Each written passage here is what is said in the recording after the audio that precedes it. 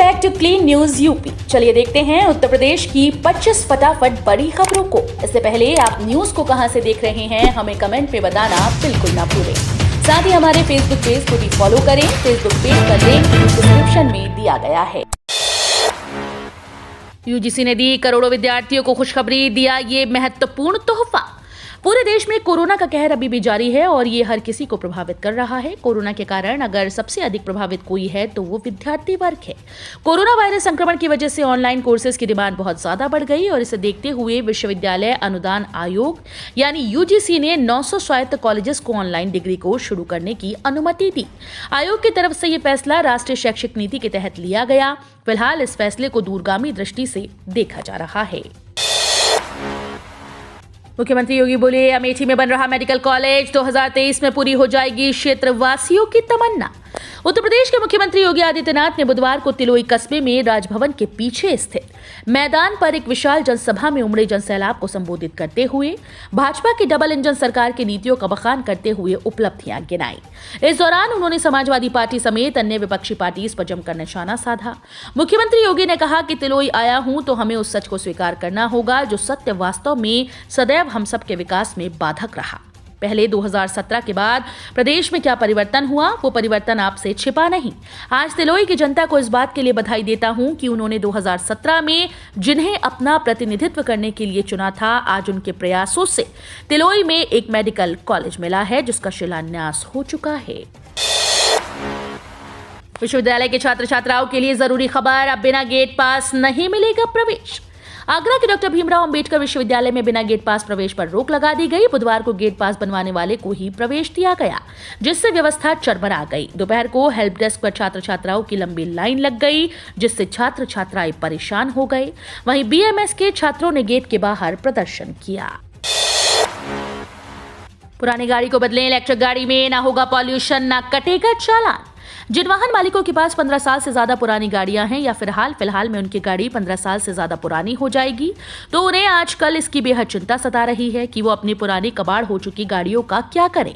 उत्तर प्रदेश में लाखों वाहन मालिकों को इसी समस्या से दो चार होना पड़ रहा है, तो अब उन्हें ज्यादा चिंता करने की जरूरत नहीं। हम आपको एक ऐसी तरकीब बताने जा रहे हैं जिसे अपनाकर आप अपनी पुरानी कबाड़ हो चुकी गाड़ियों को फिर से नई तरह चला सकेंगे।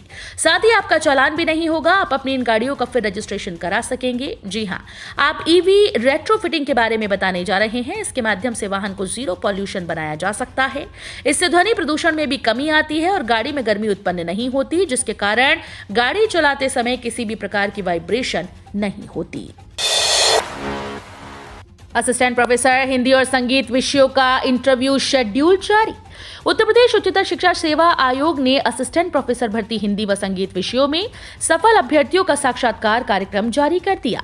यूपीएचईएससी के असिस्टेंट प्रोफेसर भर्ती परीक्षा में भाग लेने वाले अभ्यर्थी अपना शेड्यूल आयोग की वेबसाइट पर जाकर चेक कर सकते हैं।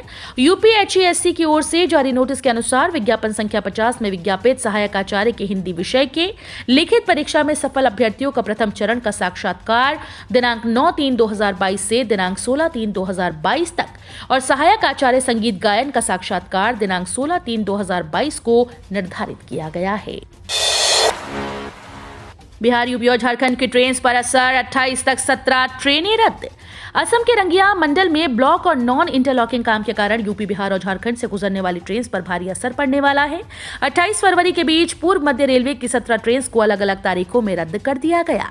एक ट्रेन को बीच रास्ते में ही टर्मिनेट किया जाएगा। पूर्व मध्य रेलवे के मुख्य जनसंपर्क अधिकारी के अनुसार पूर्वोत्तर सीमांत रेलवे के रंगिया मंडल में नॉन इंटरलॉकिंग कार्य के कारण पूर्व मध्य की कुछ ट्रेन के परिचालन में अस्थायी बदलाव किया गया है। उत्तर प्रदेश विधानसभा चुनाव के चौथे चरण का मतदान खत्म, 57% से अधिक वोट पड़े। उत्तर प्रदेश में चल रहे विधानसभा चुनाव के चौथे चरण का मतदान खत्म हो चुका है। कल 9 जिलों की 59 सीट्स पर वोट पड़े। इस दौरान मतदान केंद्रों पर मतदाताओं का भारी उत्साह दिख रहा है। सुबह से ही बूथ पर मतदाताओं की लंबी कतारें थीं। बता दें कि इस चरण में रोहेलखंड से लेकर तराई, बेल्ट और अवध क्षेत्र के 9 जिलों की 59 सीटों पर 624 उम्मीदवार मैदान में हैं, जिनकी किस्मत का फैसला ईवीएम में कैद हो गया है। टेंडर समय सीमा खत्म, शुरू होने वाली है यूपी पुलिस कांस्टेबल 26,000 भर्ती आवेदन प्रक्रिया। यूपी पुलिस में कांस्टेबल के 26,210 और फायरमैन के 172 पदों पर भर्ती आयोजित करने को लेकर पिछले कई दिनों से टेंडर प्रक्रिया चल रही है। एग्जाम एजेंसीज के द्वारा भर्ती परीक्षा आयोजित करने का टेंडर डालने की समय सीमा खत्म हो गई। एजेंसीज को 22 फरवरी 2022 को सुबह 10 से 2 बजे के बीच अपनी निविदाएं पेश करनी थी। पहले परीक्षा एजेंसी कंपनीज को 18 फरवरी को निविदाएं प्रस्तुत करनी थी। एग्जाम एजेंसीज की ओर से किए गए अनुरोध के बाद यूपी पुलिस भर्ती बोर्ड ने अंतिम तिथि तीसरी बार बढ़ा दी थी। 1820 करोड़ रुपए से बनेंगे आगरा मेट्रो के साथ भूमिगत स्टेशन। ताजमहल से आरबीएस कॉलेज तक बनेगी सुरंग। आगरा में मेट्रो प्रोजेक्ट की राह में एक और मील का पत्थर जुड़ गया। ताजमहल से आरबीएस कॉलेज तक 7.93 किलोमीटर लंबी सुरंग में 7 भूमिगत स्टेशन बनेगी, जिनके निर्माण पर 1,819.79 करोड़ रुपए खर्च होंगे। आचार संहिता खत्म होने के बाद 20 मार्च से निर्माण शुरू हो सकता है। कंपनी को 4 साल यानी 2026 तक काम पूरा करना होगा। खत्म होने वाला है 5G सेवाओं का इंतजार। लखनऊ समेत शहरों के उपभोक्ताओं को मिलेगा सबसे पहले लाभ। 4G मोबाइल नेटवर्क का आनंद उठा रहे उपभोक्ताओं को पिछले कई सालों से 5G नेटवर्क का बेसब्री से इंतजार है। अगर मीडिया रिपोर्ट्स की माने तो साल 2022 में उपभोक्ताओं का ये इंतजार खत्म होने जा रहा है। इस साल 2022 में देश के प्रमुख शहरों में 5G सेवाओं की शुरुआत कर दी जाएगी। सरकार ने देश के उन 13 बड़े शहरों का चुनाव कर लिया है जहां पर सबसे पहले 5G सेवाएं शुरू की जाएंगी। अखिलेश पर पीएम मोदी का बड़ा हमला। कहा गौतम बुद्ध की प्रतिमा नहीं ली, लपक लिया चांदी का मुकुट।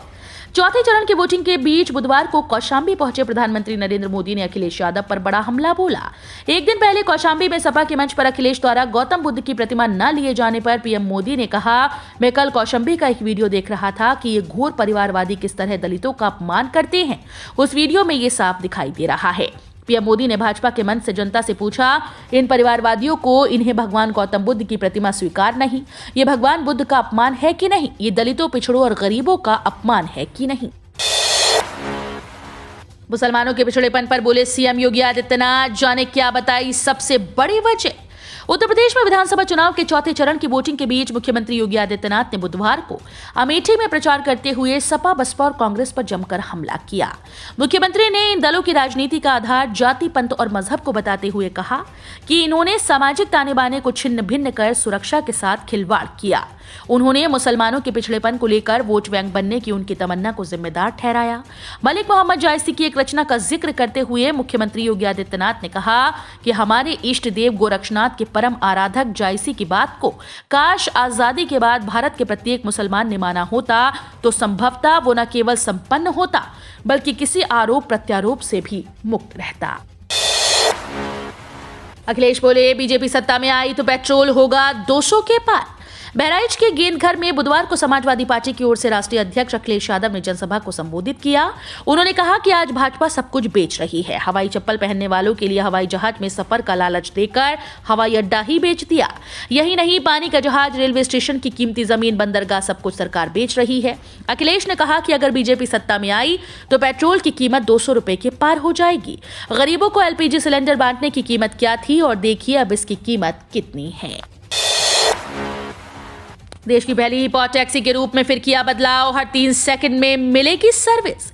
देश की पहली पॉड टैक्सी को जमीनी स्तर पर उतारने की कवायद तेज हो गई। यमुना अथॉरिटी की बोर्ड बैठक में ये पॉड टैक्सी की डिटेल प्रोजेक्ट रिपोर्ट पर विस्तार से चर्चा की गई। बताया जा रहा है कि इस दौरान डीपीआर में एक बार फिर से बदलाव की बात करते हुए नोएडा एयरपोर्ट से सीधे फिल्म सिटी तक बिना रुके पॉड टैक्सी चलाने की बात कही गई। इससे एयरपोर्ट पहुंचने वाले का समय बचेगा। इसके साथ ही सामान्य पॉड टैक्सी भी चलाने का निर्णय लिया गया। इस तरह नॉन स्टॉप और हर स्टेशन पर स्टॉपेज वाली दोनों टैक्सी चलाई जाएंगी। हालांकि पहचान के लिए दोनों के कलर अलग अलग होंगे। इसी के अनुरूप अब डीपीआर को संशोधित किया जाएगा। फिटमैन फैक्टर को मिली मंजूरी, हो गया कंफर्म, इतनी बढ़ जाएगी सरकारी कर्मचारियों की सैलरी।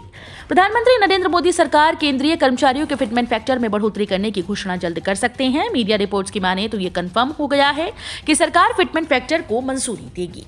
सरकार का ध्यान फिटमेंट फैक्टर को बढ़ाकर न्यूनतम बेसिक सैलरी को 18,000 रुपए से बढ़ाकर 26,000 रुपए करने का है। केंद्र सरकार के कर्मचारी एसोसिएशन लंबे समय से फिटमेंट फैक्टर को 2.57 गुना से बढ़ाकर 3.68 गुना करने की मांग कर रही हैं, ताकि न्यूनतम वेतन 18,000 रुपए से बढ़ाकर 26,000 रुपए हो जाए। 1 लाख रुपए का जुर्माना और होगी 1 साल की जेल। देखे गाड़ियों से जुड़ा नया नियम। सड़क परिवहन और राजमार्ग मंत्रालय ने 1 लाख रुपए का जुर्माना और 1 साल की जेल होने को लेकर जानकारी दी। अगर आप इस नियम को नहीं जानते तो आपको नुकसान हो सकता है। परिवहन मंत्रालय ने जानकारी देते हुए बताया कि यदि कोई कार बनाने वाली कंपनी, आयातक या डीलर वाहनों के निर्माण और रखरखाव के नियम का उल्लंघन करता है तो उसे 1 साल तक की जेल हो सकती है और उस पर प्रति वाहन 1 लाख रुपए तक का जुर्माना लगाया जा सकता है। मंत्रालय ने यह भी बताया कि पहले इस नियम का उल्लंघन करने पर जुर्माना 1,000 और 5,000 रुपए था, लेकिन अब नए नियम के अनुसार जुर्माना 1 लाख रुपए तक कर दिया गया है। केंद्रीय कर्मचारियों को सैलरी से अलग मिलेंगे 30,000 रुपए। केंद्रीय कर्मचारियों के लिए खुशखबरी है, वे अपनी सैलरी से अलग 30,000 रुपए का फायदा उठा सकते हैं। महंगाई भत्ता, हाउस रेंट अलाउंस समेत कई तरह के भत्तों का कर्मचारियों को लाभ मिलता है, लेकिन ये 30,000 रुपए इन भत्तों से अलग हैं। लेकिन इसे पाने के लिए कर्मचारियों को ऊंची डिग्री हासिल करनी होगी। दरअसल केंद्र सरकार ने कर्मचारियों की प्रोत्साहन राशि को 5 गुना तक बढ़ा दिया। अब पीएचडी जैसी ऊंची डिग्री पाने वाले कर्मचारियों को 10,000 की जगह 30,000 रुपए की प्रोत्साहन राशि मिलेगी। भारत ने रद्द की अमेरिका से 30 प्रीडेटर ड्रोन खरीदने की योजना। भारत ने अमेरिका से खरीदे जाने वाले 30 चालक रहित प्रीडेटर ड्रोन को खरीदने की योजना लगभग रद्द कर दी। एचटी की खबर में दावा किया गया है कि भारतीय सेना के लिए खरीदे जाने वाले $3 अरब की योजना को ठंडे बस्ते में डाल दिया गया। सूत्रों के मुताबिक इस संबंध में अमेरिकी रक्षा मंत्रालय पेंटागन को सूचित कर दिया गया है। भारत हर तरह के विकास अब स्वदेशी तकनीक पर ही करना चाहता है। यही कारण है कि अमेरिका के साथ $3 अरब का यह सौदा एक तरह से रद्द हो चुका है। प्रीडेटर ड्रोन सीमाई क्षेत्र में दुश्मन की नापाक हरकतों की टोह लेता है और खुफिया जानकारी जुटाकर दुश्मन के ठिकानों पर हमला भी कर सकता है। एलपीजी ग्राहकों के लिए तगड़ा झटका, अप्रैल 2022 से दुगनी हो सकती है रसोई गैस की कीमत। बढ़ती महंगाई के बीच आम जनता को एक बार फिर से झटका लग सकता है। पेट्रोल और डीजल के बाद अब रसोई गैस भी उपभोक्ताओं की जेब ढीली करने वाली है।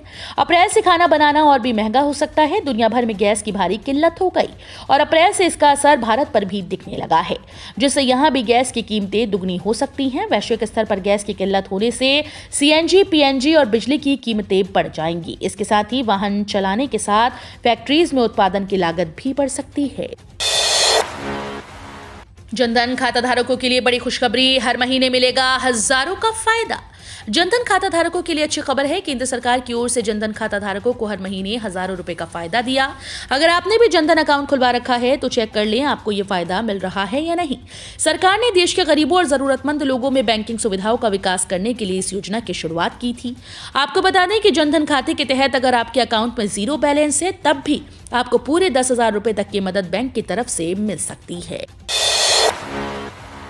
जनता जानती है कौन हक दिलाएगा।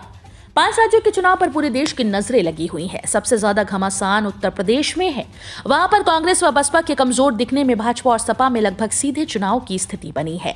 भाजपा के राष्ट्रीय अध्यक्ष जेपी नड्डा पार्टी की जीत को लेकर पूरी तरह से आश्वस्त हैं। प्रधान संपादक शशि शेखर और विशेष संवाददाता रामनारायण श्रीवास्तव के साथ विशेष बातचीत में नड्डा ने कहा कि लोगों का भाजपा के प्रति रुझान बढ़ रहा है। यूपी की जनता भाजपा को एक गंभीर, परफॉर्मिंग और लोगों की तस्वीर व तकदीर बदलने वाली पार्टी के रूप में देख रही है। जनता जानती है कि उनको कौन हक दिलाएगा। अपने विरोधी दलों पर निशाना साधते हुए नड्डा का कहना है कि सपा, बसपा और कांग्रेस की आंखों पर जातिवाद, परिवारवाद की राजनीति का चश्मा चढ़ा हुआ है। बेलगाम होगी पेट्रोल डीजल की कीमतें, 24 घंटे में क्रूड ऑयल के दाम में बेतहाशा वृद्धि। रूस यूक्रेन युद्ध की ओर बढ़ते देखे जा रहे हैं। मामले का शांतिपूर्ण समाधान नहीं निकला तो इसके परिणाम दिखाई पड़ेंगे। इससे जहां दुनिया में ऊर्जा संकट गहराएगा, वहीं अर्थव्यवस्था एक बार फिर से गहरे संकट में फंसती नजर आएगी। दोनों देशों में तनातनी से दुनिया भर के शेयर बाजार में अफरा तफरी मची है। वहीं इसका असर पेट्रोल और डीजल की कीमतों पर भी पड़ेगा। पिछले 24 घंटे के भीतर ही क्रूड ऑयल के दाम $70 प्रति बैरल से बढ़कर $98 प्रति बैरल पहुंच गए हैं। अगर हालात यही रहे तो ये आने वाले दिनों में और भी अधिक बढ़ सकते हैं। इससे भारत में पेट्रोल डीजल की कीमतें एक बार फिर से बेलगाम होंगी। भारत श्रीलंका पहला T20 मैच लखनऊ के एकाना अंतरराष्ट्रीय स्टेडियम में आज 24 फरवरी को होगा। भारत श्रीलंका T20 सीरीज का पहला मैच आज 24 फरवरी को लखनऊ के अटल बिहारी वाजपेयी काना अंतर्राष्ट्रीय स्टेडियम में शाम 7 बजे खेला जाएगा। पहले T20 मैच के लिए भारतीय क्रिकेट टीम के कप्तान रोहित शर्मा और श्रीलंका क्रिकेट टीम के कप्तान दसुन शनाका रहेंगे। भारत श्रीलंका T20 सीरीज का पहला मैच जहां लखनऊ में होगा, वहीं दूसरा T20 मैच धर्मशाला 26 फरवरी और तीसरा T20 मैच धर्मशाला 27 फरवरी को खेला जाएगा। T20 सीरीज खत्म हो जाने के बाद 4 मार्च से भारत श्रीलंका के बीच टेस्ट सीरीज होगी, जिसमें 2 टेस्ट मैच खेले जाएंगे। एक्सपर्ट ने बताया, कब तक आएगी कोरोना की अगली लहर, बोले एक बार फिर फैलेगा वायरस। कोरोना वायरस के लेटेस्ट ओमिक्रॉन वेरिएंट को लेकर वर्ल्ड हेल्थ ऑर्गेनाइजेशन ने राहत भरी खबर दी। WHO कई देश के लोगों के सैंपल लेकर वायरस के इस वेरिएंट की जांच की। इसमें सामने आया कि ओमिक्रॉन का BA.1 वेरिएंट BA.2 से ज्यादा खतरनाक नहीं। वहीं एक्सपर्ट्स का मानना है कि अगर कोरोना का नया वेरिएंट आया तो 6 से 8 महीने में कोरोना की चौथी लहर आ सकती है। ओमिक्रॉन वेरिएंट से ये बात सामने आ चुकी है कि नए वेरिएंट्स पर वैक्सीन की इम्यूनिटी असर नहीं कर रही। यूक्रेन से वापसी के लिए 2 गुना दरों पर बुक कराने पड़े हवाई टिकट, भारतीय छात्रों की मेडिकल पढ़ाई अधर में। रूस के कारण यूक्रेन में बड़े तनाव का असर भारतीय छात्रों की पढ़ाई के साथ ही उनको आर्थिक रूप से भी भुगतना पड़ रहा है।